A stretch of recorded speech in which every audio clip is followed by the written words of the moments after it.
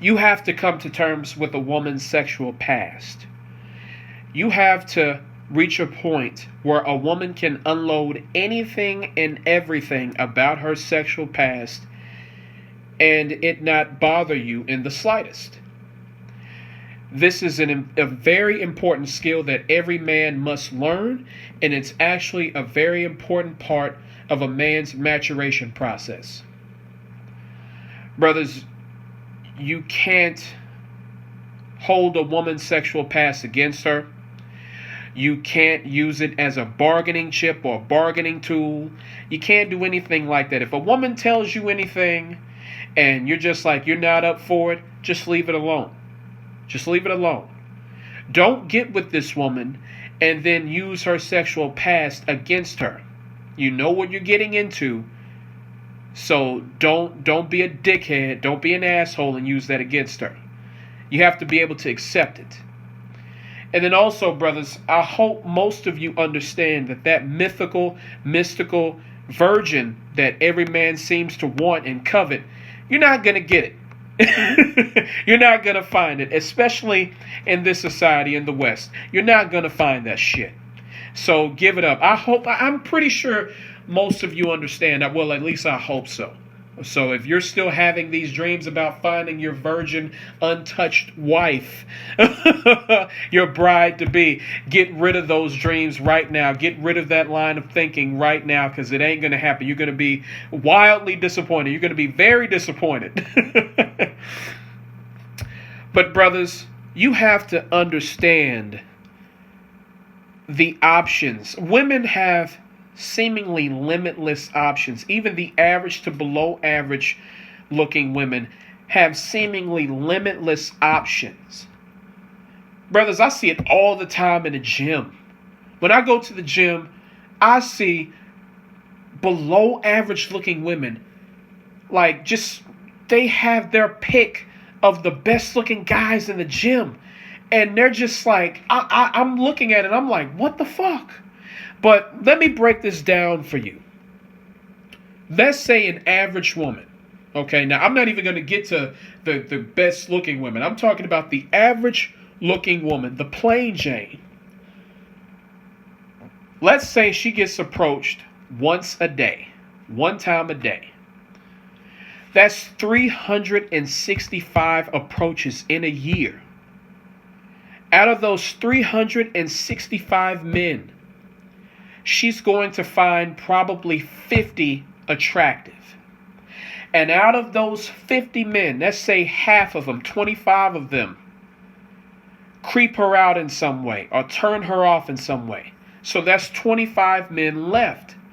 Okay, out of those 25 men, she has sex with half of them. So that's 12 and a half men. Well, 12 and a half men.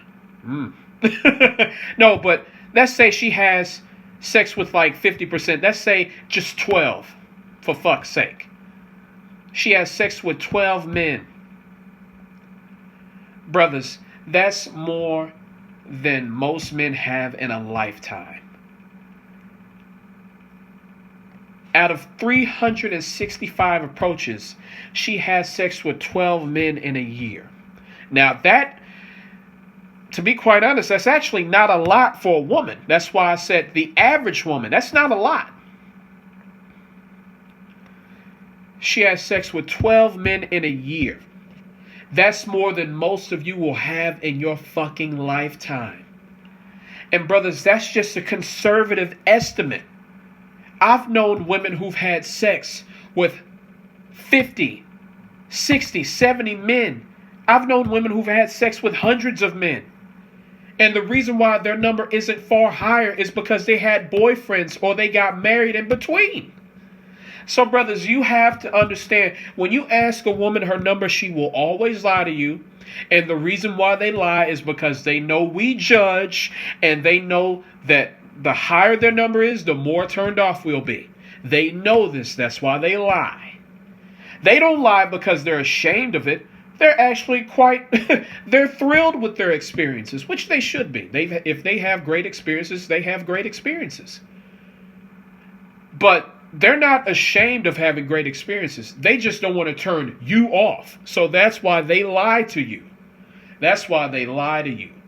And also, even if they tell you the correct amount of, if they tell you the exact number of men they've been with, they're not going to tell you the exact sex acts that they've done with these men. They're not going to tell you that. They're not going to tell you that they had anal on the first night.